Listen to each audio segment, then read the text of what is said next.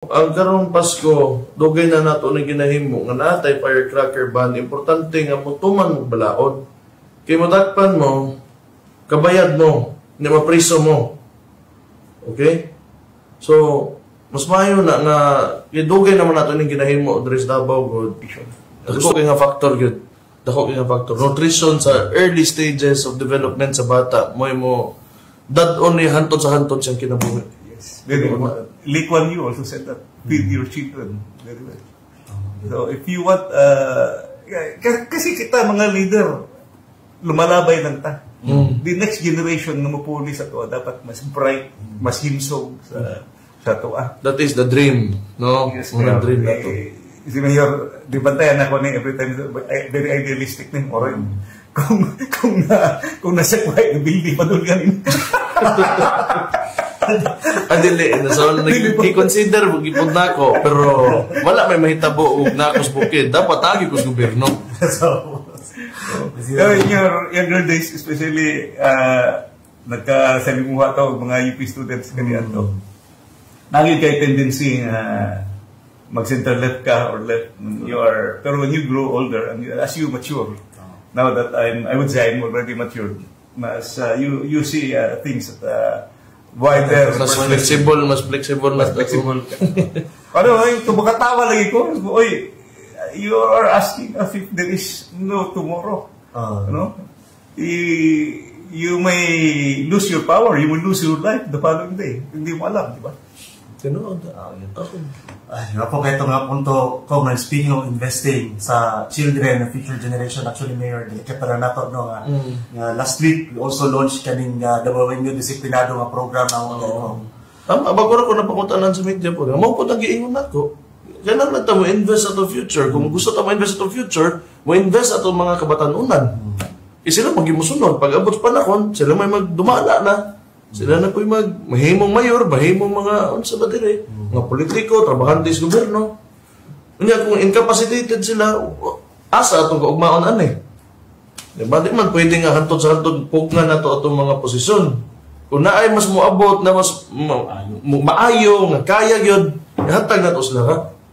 Kato nga ang discipline, the culture of discipline, and many other things will be taught sa mga bata sa grade 6 and grade 10 ng sudan. Actually, preservation na sa mga core values sa mga Dabawenyo. So, nag-revolve dia, tailor-fitted na siya para sa mga taga-Davao. Ang core kita na, disiplina. Disiplina yun. When you're outside sa mong balay, nakas public, ano ba? How you behave. You know? Tama. When Singapore was being transformed by Lee Kuan Yew, police state to siya. Grabe ang disiplina niya, nagiging mo sa mga tao. And we are in the right direction. Tama yun, Kip. Basta Dabawenyo, disiplinado. And aside ang taga-Davao na, because I have attended several seminars in the past. Muana man ng mga call centers, for example, gusto namin sa Davao because our employees, when they go home, they are very safe. Disiplinado mga taga-Davao. Saka ang peace and order is really very good. And that's really one thing na kita nga ko din. Gusto na to i-preserve, tama to merong ipadayon ba? No? So we are hopeful that the Dabawenyos will also work with us, no, in ensuring that we have leaders who will sustain and preserve these advocacies para sa ato. And speaking lang of disiplina, Mayor, ato lang po din ay magnuano ang atong mga kaisunan sa atong firecracker ban na binakarong maabutay nga Pasko o New Year kay. Nabuhay na siya na storya, Mayor, nga ato yung mga nabuhay nyo lang po nagdimain niya.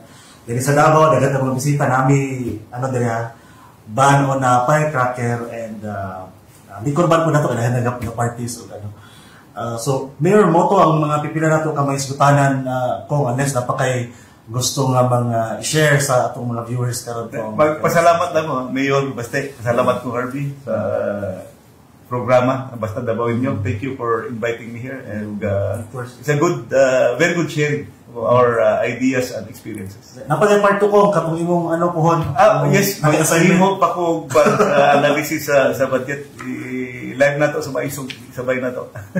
Mayor, magpahimang mo ta sa atong mga kaigsuunan, Mayor, bahin sa atong firecracker ban. Uban pa mapahinumdum mo sila, Mayor. Ang karong Pasko, dugay na nato ni ginahimo nga natay firecracker ban. Importante nga mutuman mo balaod. Kay madakpan mo, kabayad mo, nga mapriso mo. Okay? So, mas mayo na nga dugay naman nato ni ginahimo Dres Davao God. Gusto tamo padayon nga walay naputol nga kamot no kanang mga madisgrasya ani mga paboto. Tuman na tagbalaod para man sa atong kaayuhan, para man sa atanan. O para na may mga laing lingaw nga celebrate ka og Pasko ug New Year. Dito na lang ta, pwede ta magsama-sama natay mga pito sa atong mga sakyanan, sa atong mga motor, pwede na to na gamiton. Ayaw na ng paboto kay mag-uulta nga naibata diya nga magdako nga wa nay tudlo. Mo nang purpose ana niya. So palihog ko og gina-remind ta mo mga Davaoenyo nyo nga tumanan ninyong balaod. Thank you, Mayor. Mayor, kabantay ka sa itong centerpiece ng Pasko kay we're also celebrating already Pasko Fiesta, Mayor, no? We'll take this opportunity, Mayor, mo man din siya papaskuhay na. Message niyo mo sa Mayor sa atong mga viewers on the Pasko Fiesta.